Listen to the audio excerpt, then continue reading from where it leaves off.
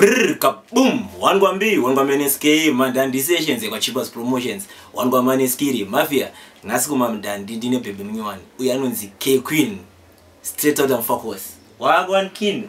Wangwambi. Save very queen. Ari save ngoma. Mangoma ribo. Queen was register Cup Clash ya 31 August. Anzi ndiku challenge ama baby. Esari mzimdanzo right now kuti ndruda. Saka Queen ga dauti tikande instrument. My fans enyu ndo vanokwanisa kurate out of 10 kuti Queen vanokwanira pa Cup Clash kana kuti vakwane zvachose. Ready? Ready, me ready. Brrr. Nyatsovateerese Queen awa. Chipas promotions, Mandandi. Mama Kim. You check radix. You know. K-Queen. Mama Kim. But you know. Fakose. Mosi ngwambi. Nika ino ini choti. Mamwe vanoshanda ni makoti. Kare ini ndiri muroti. Flight mode. Vanokonzera life yangu ive ni matawa. K-Queen. Shandisa miti. Kavanodengetera. Tiripa kunyengetera. Sandisi yendi chichekere. Zorondisa tindirisi. From top again. Majuno.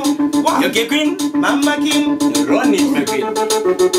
Nika ino ini choti. Vamwe vanoshanda ni makoti. Kare ini ndiri muroti. Flight mode. Vanokonzera life yangu ive ni matowns. Vanoshandisa miti. Vavanodengetera. Tiripa kunyengetera. Sandisi yendi chichekere. Zorondisa tindirisi. Ninamondisa ungurusu. Asi upenyu mukutambanusu. Ndiri kukumbira upenyu utano ufumineru. Karene vana vamadipa. Vanondivenga nevanondirwisa. Musansanganisa vavanga vakandisunga. Nemazicheni marikiti. Kana mukachibundiita mubhanditi. Vanendoti hati ava vamaluminati. Nevangove ukama vanga vakandisona. Kundikisa chambwa nemunyama kumanikira hanzi kana mwana ndisapona. Vaisimudza mepo vachisunga miko. Asi Mwari vandisa mudenga kunge tau. Geza nevachena kunge mvura yemushawa. Ndinoraisa ndisi plain flower. Queen vaitenda tichipawa. Nezvechipawa hachisi sawasawa. Kunyura mumachena kunge mvura yanombo. Salama leko nomurisa pachichao. Azvishikanisa nomhanyira kumra wachipawa. Hachisi lowalo. Kunyura mumachena kunge mvura yanombo.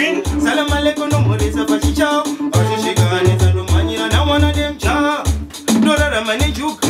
Andova yatiri ndakagara vamutsika ndino. Ziva pane vamwewo vanondituka. Vashomaini vapepuka.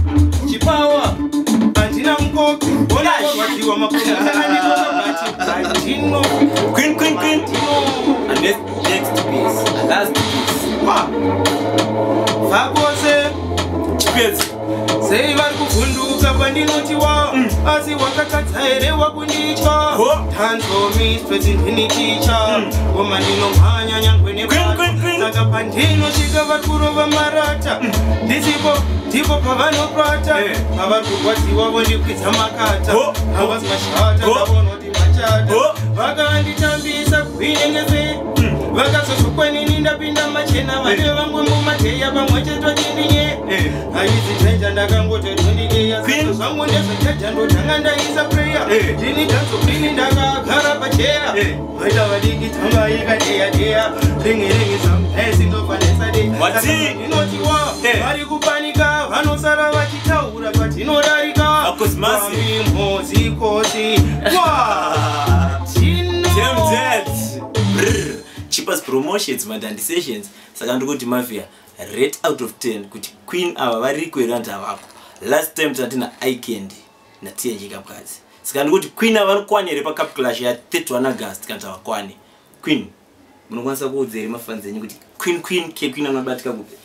K-Queen anobatika pamufakose pama social media ese K-Queen Mama Kim. Yes sir. Fakose ya mutwana. Yes sir. Saka ndikuti makabata K-Queen, makabata Mandandi session, makabata K-Queen. Brr, wayo, kaboom.